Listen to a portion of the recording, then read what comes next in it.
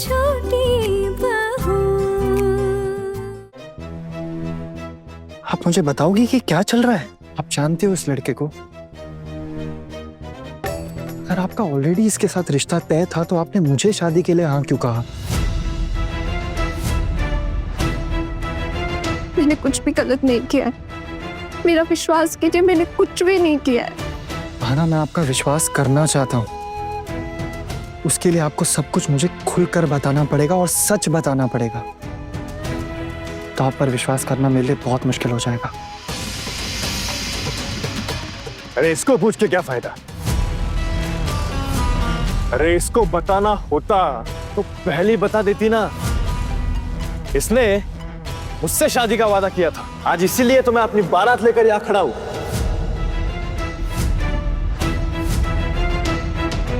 लेकिन जैसे ही आप इसकी जिंदगी में आए, इसने मुझसे दूरी बना ली। मैं पुराना हो गया था ना, लेकिन उससे पहले मेरे साथ ही सब कुछ। हाँ, मतलब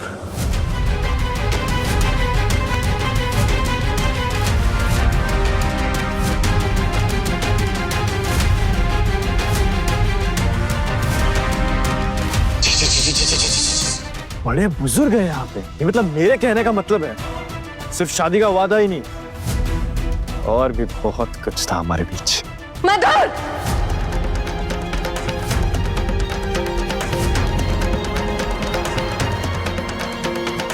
अरे आना डाले, गुस्सा क्यों कर रहे हो तुम? नहीं मतलब मेरा मतलब क्या है, आप समझ रहे हो ना? वैसे समझदार तो लगते हो आप। आपके घर वाले कहाँ हैं? कुछ लफंगों को लेकर आ गए आप शादी करने? ऐसे भला कौन आता है शादी करने? और वैसे भी आपके दोस्त तो नहीं लगते। सही कहा, दोस्त नहीं भाई है मेरे। देखा देखा, मैंने कहा था एक नंबर का क्रिमिनल है ये। न्यूज़पेपर में फोटो छपी है इसकी। आप लोग प्लीज एक बार मेरी बात सुनेंगे। देखिए, भले ही शादी हो या ना हो, लेकिन एक बार मैं अपना सच सबके सामने सुनाना चाहती हूँ। अगर मेरा सच सुनने के बाद भी आपको लगे कि आपको ये शादी तोड़ देनी चाहिए, तो तोड़ दीजिएगा ये शादी। वापस लौट जाइएगा बारात लेकर। अगर कुछ कहना था तो पहले क्यों नहीं कहा हमसे? हाँ, अब सच बताना याद आया इन्हें। पहले क्यों नहीं बताया इतना खूबसूरत सच? इतना बड़ा सच तुमने, तुम्हारी माँ ने, तुम्हारी फैमिली ने हमसे छुपाए रखा है। क्यों? क्योंकि आप लोगों को हड़बड़ी थी, जल्दबाजी थी कि किसी तरह इस घर का बोझ मेरे भाई के गले में डाल दिया जाए। भोला भाला लड़का मिल गया तो बना दिया बलि का बकरा। दादा प्लीज एक बार आना की बात सुन लेते हैं ना। शादी होगी कि नहीं ये बात की बात है, पर एक बार पूरी बात तो पता चल जाए दादा। मुहूर्त निकला था राणा। अरे भाड़ में गया ऐसा मुहूर्त। ऐसी लड़की के साथ ऐसा ही होना चाहिए। निकल जाने दो मुहूर्त। अरे ऐसे कैसे निकल जाएगा मुहूर्त? दूल्हा तैयार है, बस आप लोगों की इजाजत चाहिए। आपकी बेटी को अपनी दुल्हन बनाने के लिए।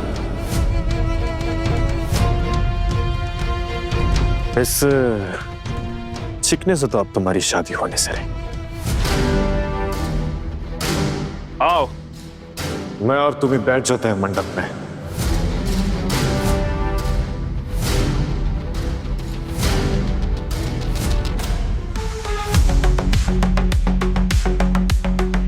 खबरदार!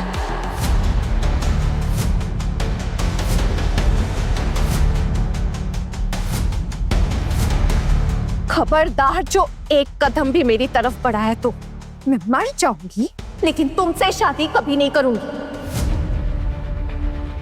मेरे साथ शादी का ख्याल ना अपने दिमाग में भी मत लाना। मैंने आपसे पूछा आपके घर वाले कहाँ हैं? अगर आपकी इससे शादी तय हुई थी तो आपके घर वाले इधर क्यों नहीं आए? लव मैरिज है यार। मेरे घर वाले राजी नहीं थे इसके साथ मेरी शादी करवाने के लिए, इसलिए तो आज मेरे साथ मेरे दोस्त आए हैं उनके दादा की बारात लेकर। फिर वैसे भी विदाई के बाद आहाना को ले जाऊंगा ना अपने फ्लैट पर। इसके लिए तो खरीदा था मैंने 3 BHK, देख तो चुकी है ये, पहले वहीं पे तो आती थी मुझसे मिलने। बस मधुर, और एक भी छूट नहीं। बहुत हो गया तुम्हारा। हाँ, इतने दिन जेल में रहे फिर भी कुछ सबक नहीं सीखा तुमने, है ना? क्या सोचा तुमने कि तुम्हारा जो मन करेगा तुम यहाँ आके बोलते रहोगे और मैं चुपचाप खड़ी रहूंगी? छोड़ूंगी नहीं तुम्हें। मेरी फ्रेंड के बाबा नहीं रहे इसका ये मतलब नहीं है कि तुम्हारे सामने कोई और खड़ा नहीं हो सकता। बहुत बड़ी गलती कर रहे हो तुम। अबे चुप! ये बेफालतू की बात है ना, अब बस करो। चुपचाप मेरे साथ आकर मंडप में बैठो। वहीरो, देख लिया ना सब कुछ, इसके साथ शादी तय हुई है मेरी। तो अब खड़ा क्यों है? डिनर करके जाने का इरादा है क्या? जाइए, अपने घर जाइए, कोई अच्छा रिश्ता देखिए अपने लिए। वैसे भी ये रिश्ता आपको रास नहीं आएगा, विश्वास कीजिए मेरा, मैं बहुत टेढ़े टाइप का आदमी हूं। चलो मान लिया, अगर गलती से आप दोनों की शादी अगर हो भी जाती है, फिर भी मैं इसका पीछा नहीं छोड़ सकूंगा। बेताल बनकर चिपका रहूंगा तुम सबकी जिंदगी के साथ। क्यों आपको हमारे ड्रामा में घुसना है? जाइए, घर जाइए। दीदी, दीदी दादा को बोलो ना वापस आने के लिए। ऐसे खड़े खड़े बेइज्जत होने का क्या मतलब है? तो चुप करना छोटी, जरा देखने तो दे, सुनने दे। आना क्या बोलती है, तभी तो पता चलेगा माजरा क्या है। सब कुछ तो पानी की तरह साफ है। सुना ना तुमने इस लड़के ने भी क्या कहा? इसकी बातें सुनकर लगता है पक्का इन दोनों के बीच में जरूर कुछ था। नहीं तो ऐसे कोई उठकर चला थोड़ी ना आता है। आहाना, आप अपनी बात रख सकती हो, लेकिन हम आपकी बात पर भरोसा करेंगे या नहीं, आपकी बात सुनने के बाद ही तय होगा। और वैसे भी हमें भी वेरीफाई करना पड़ेगा कि आप सच बोल रही हैं या नहीं। उसके बाद जो मेरा परिवार डिसाइड करेगा, अगर वो हामी भरता है तभी हम ये शादी कर पाएंगे। सॉरी आहाना, लेकिन अब मेरे हाथ में कुछ भी नहीं है। आपको इतनी बड़ी बात मुझे बता देनी चाहिए थी, आपको छुपा के नहीं रखनी चाहिए थी आहाना। मैंने आपसे कोई बात नहीं छुपाई है। मैंने सिर्फ इतना सोचा कि ये बात इतनी जरूरी नहीं है बताने लायक। किसने मेरे साथ क्या किया, मैंने किसको क्या सजा दिलवाई, ये बात आज आके इतनी जरूरी हो जाएगी मुझे अंदाजा भी नहीं था। आज सुबह जब लगा कि ये कुछ गड़बड़ कर सकता है, तो मैंने आपको फोन किया था ये बताने के लिए। तो आपने कहा कि आप 10 बजे फोन करेंगे, और फिर जब आपका फोन आया तब बिजी होने के कारण हमारी ठीक से बात ही नहीं हो पाई। मैंने अपनी तरफ से पूरी कोशिश की थी मामला निपटाने की। आशा थी कि शायद इसकी इतनी हिम्मत नहीं होगी आज यहाँ आने की। लेकिन मैंने आपसे कोई भी बात नहीं छुपाई अर्जुन। मैं इसलिए आपको ये सब नहीं बता पाई क्योंकि समय ही नहीं मिला। आहाना, इतनी बड़ी बात बताना मुझे जरूरी था। छोटू, अब क्या फायदा इन सब बातों का? तुझे अभी भी लगता है ना इससे शादी करनी है तो तू कर, लेकिन हम वापस लौट रहे हैं, हम नहीं रुक सकते। ऑलरेडी इतनी बेइज्जती करवा ली है हमने।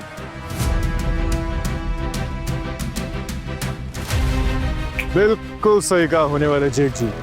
चलो बाय बाय। बेटा बेटा, मैं हाथ जोड़ता हूँ तुम्हारे, ऐसा मत करो। एक बार आना क्या करिए उसकी बात तो सुन लो बेटा। ये बारात वापस मत लौटाओ, एक बार उसकी बात सुन लो बेटा, उसके बाद जो आप लोगों को ठीक लगे वो करना। अरे रहने दीजिए, आपको सच नहीं पता था। बेटा, जब मेरा छोटा भाई इस दुनिया से चला गया तो मैंने इन लोगों को शरण दी, रहने को छत दी, खाने को अन्न दिया, उसके बदले में आज हमें क्या मिला है? ये बेइज्जती। बेटा हमें सच में कुछ नहीं पता, मैं इसलिए कह रहा हूं एक बार तुम आना की बात सुन लो, अगर तुम्हें सही लगता है तो शादी करना, वरना मत करना, लेकिन उसकी बात सुन लो। अगर आप लोग बारात वापस लेकर चले गए ना तो मैं इन दोनों को घर से निकाल दूंगा।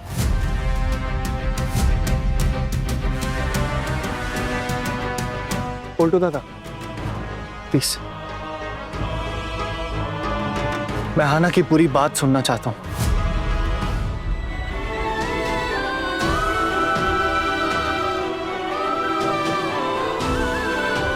आना बताओ।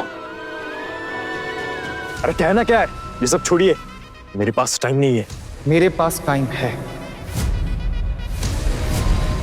और आहाना की बात सुनना बहुत ही जरूरी है।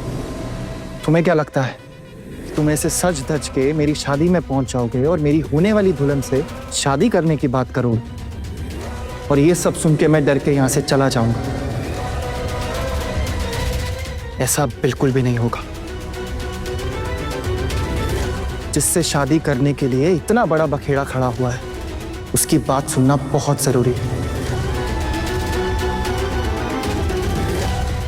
आहाना बताओ, पूरी बात बताओ क्या है? 3 साल पहले की बात है, जब मेरे पापा भी जिंदा थे। मैंने कॉलेज जाना बस शुरू ही किया था, तब ये मधुर ये मुझे परेशान करता था, छेड़ता था मुझे।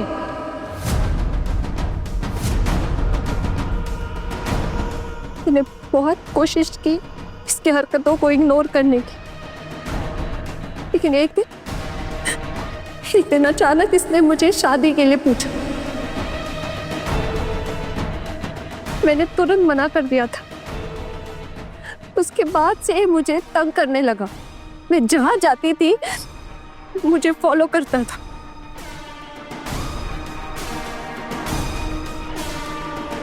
मैंने सोचा था कि माँ पापा को इसके बारे में बताऊं, लेकिन उससे पहले एक दिन अचानक जब मैं अपने दोस्तों के साथ कहीं बाहर जा रही थी, तब इसने मेरा पीछा करना शुरू किया अपने लफंगे दोस्तों के साथ।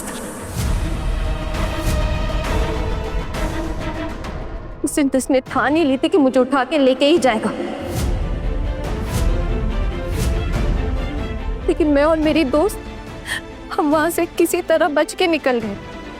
मेरे दोस्त के बाबा वो पुलिस में थे, गोपाल अंकल। मेरे दोस्त मुझे अपने साथ लेकर गए गोपाल अंकल के पास।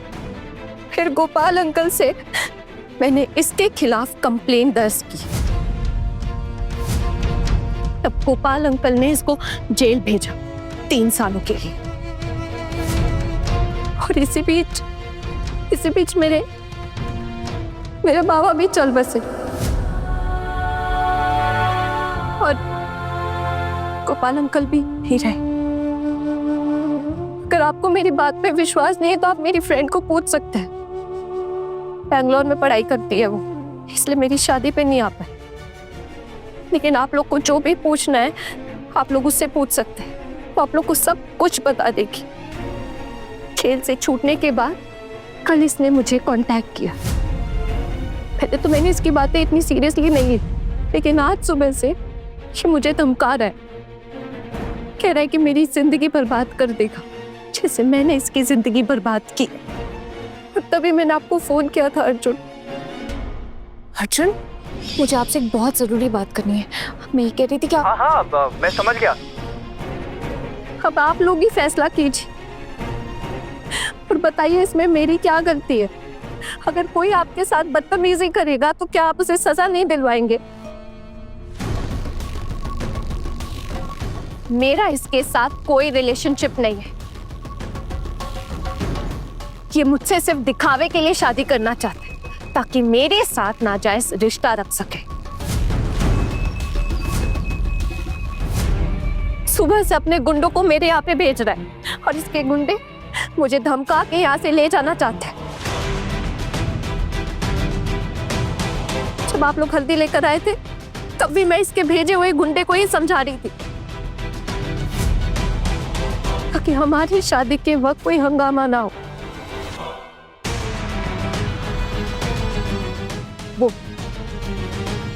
वो आदमी आया था मुझे यहाँ से किसी रिजॉर्ट में लेके जाने के लिए। कह रहा था कि अगर मैं रिजॉर्ट में जाके इसके साथ थोड़ा वक्त बिताती हूँ तो ये आज यहाँ शादी में आके ऐसे तमाशे नहीं करेगा। अगर मैं ऐसा कुछ कर लेती तो आप लोग को पता भी नहीं चलता, लेकिन मैंने ऐसा नहीं किया क्योंकि मैं ऐसी वैसी लड़की नहीं हूं। मैंने इसके खिलाफ आवाज उठाई, इसकी धमकियों से डरी नहीं मैं। क्या यही मेरी गलती है? अगर आपको अभी भी मेरी बातों पे विश्वास नहीं है तो आप मेरी फ्रेंड को फोन करके पूछ सकते हैं, इसकी पूरी केस हिस्ट्री निकाल सकते हैं। जब ये जेल में गया था न्यूज़पेपर में इसके बारे में छपा था। इसने सिर्फ मेरी नहीं बल्कि कई सारी लड़कियों की जिंदगी बर्बाद की है, लेकिन सजा सिर्फ मैं दिलवा पाई। गोपाल अंकल की वजह से न्यूज में कभी भी मेरा नाम नहीं आया। सिर्फ इतना लिखता था कि किसी लड़की ने इस क्रिमिनल को जेल भिजवाया और वो लड़की मैं ही हूं। पता नहीं ये सब जानने के बाद आप लोग मेरे बारे में क्या सोच रहे हैं, लेकिन मुझे इस बात का कोई अफसोस नहीं है कि मेरी वजह से इस आदमी को इसके किए की सजा मिली।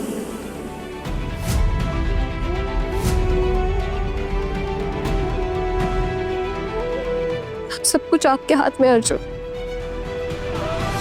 मेरी इतनी हैसियत नहीं है कि मैं ये शादी तोड़ दूं।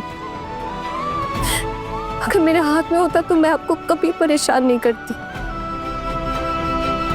कह देती आपसे कि अगर आपके मन में शक की थोड़ी सी भी गुंजाइश है ना तो तोड़ दीजिए ये शादी।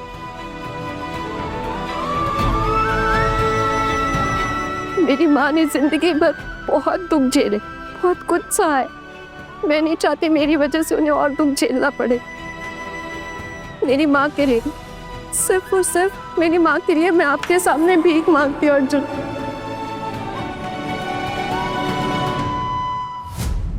मैं हाथ जोड़ती हूँ आपके आगे, प्लीज ये शादी मत तोड़िए, प्लीज।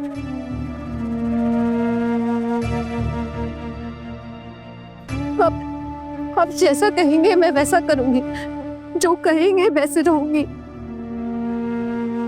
पर प्लीज प्लीज ये शादी मत तोड़िए, प्लीज।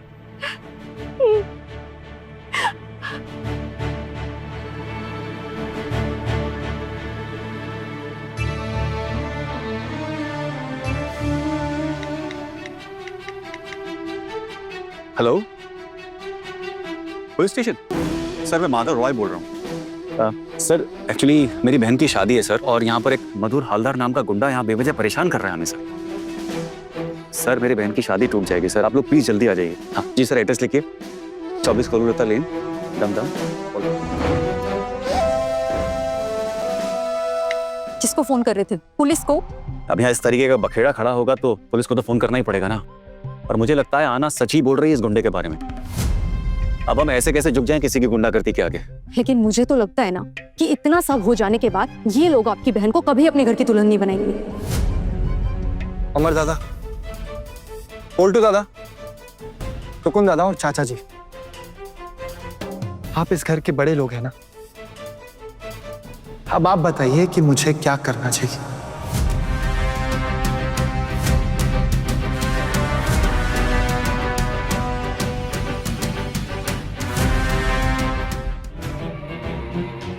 छोटू, मैं इस शादी के खिलाफ हूं।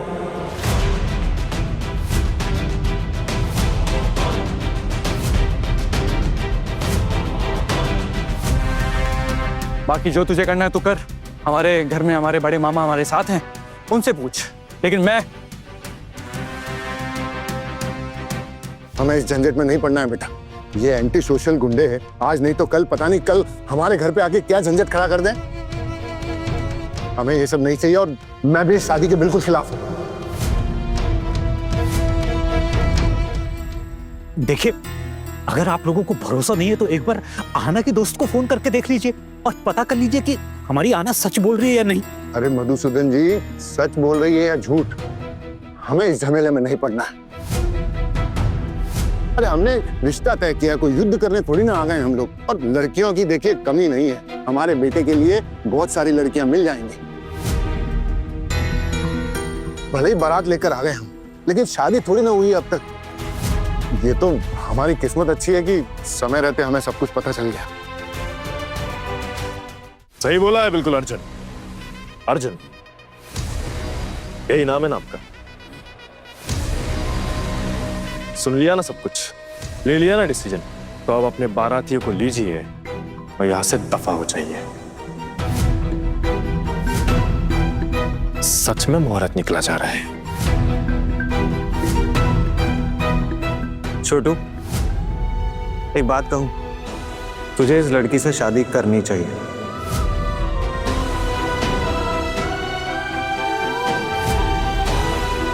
जिस लड़की ने इतनी आवाज उठाई है गलत के खिलाफ, तुझे ऐसी लड़की को छोड़ना नहीं चाहिए।